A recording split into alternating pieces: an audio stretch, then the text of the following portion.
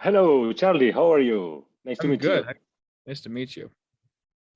What do you have there at your back? All your that's your studio? Pianos everywhere. Okay. I would like to ask you first of all. I wonder in those previous days of releasing a new record, are you sort of anxious, nervous, or these are normal days for you? There are normal days for me. I mean, there's always going to be nerves associated with showing your personality to millions of people. But it's worth it because the reason why I make music is for people to relate to it. So hopefully they can relate to it. And Charlie is the name of this new album. Maybe it's because it's the more personal or sensitive album in your career. Do you think that? I do agree with that sentiment, and I'm happy that I had the not only courage to do this, but uh, the push. People pushed me to make an album like this, and I think TikTok played a role in that, being vulnerable, showing my true self, and here we are. Did the pandemic affect the making of this album and in your life during these 2 years? It And definitely in did. which way? Mhm. It did in a way of performing. I make some of my best music getting off stage and performing for my fans, and the pandemic took that away from me, so I wasn't really able to, in my opinion, make good music. Um, Mm.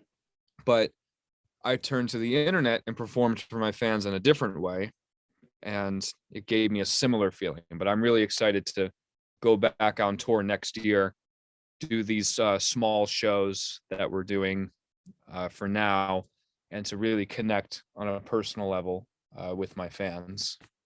And I recently saw again that video from the Citizen Festival. You playing with Elton John. That was, after all, that song. That was a fantastic moment. Thank you. I put in your place, and I think you're how old? 30, 31. Yeah.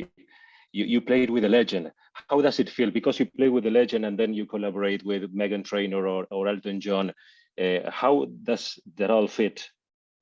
It all. I'll collaborate with anybody as long as they're making genuine music to themselves, and it's very distinctly them, because it's going to want to inspire me to be distinctly me and see what I can do, how I can assist them in even becoming more themselves.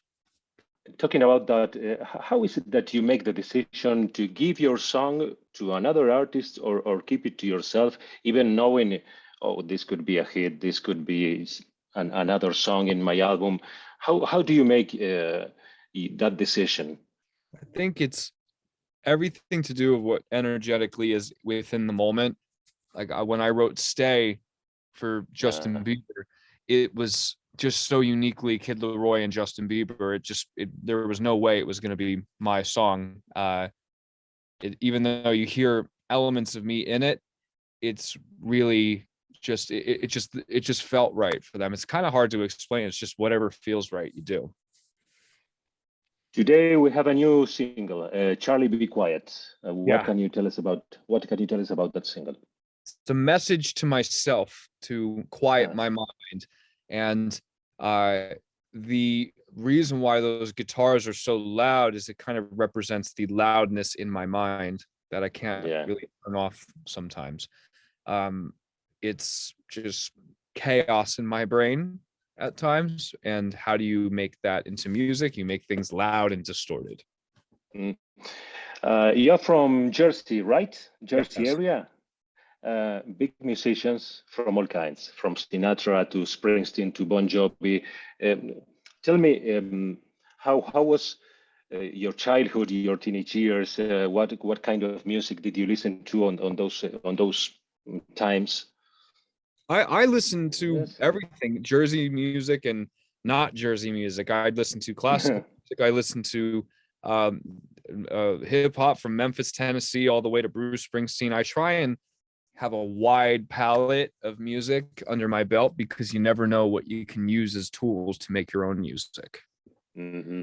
And do you have a special time or place where or when to hear that music? For example, driving. I know you like cars. Yeah, You, driving. Whenever I'm forced to complete a task like driving, just a relaxing environment, yeah. maybe like some sort of jacuzzi or sauna. I'll never make good music when I feel like it's work. Hmm. Talking about the what if questions that you make. What if you sometime came to Argentina? Oh, Are I you going see. I see. What, What if? what, what if I came to Argentina? Yes. I probably experienced the most passionate fans ever, because there's such passion interlaced within the communities of Argentina, and Oh, I can sense it from the internet, and I can't imagine how profound it could be when I'm there in person. So I'm very much looking forward to going to Argentina. thank you, Charlie. Thank you so much. Thank you so much for the Cheers. question. Cheers. Bye bye. Thank Cheers. you. To all my fans listening to FM Aspen 102.3, this is Charlie Puth, and I can't wait to see you in person. The internet is cool, but in person is better. And I appreciate all the love and support all these years. Mira más en fmaspen.com.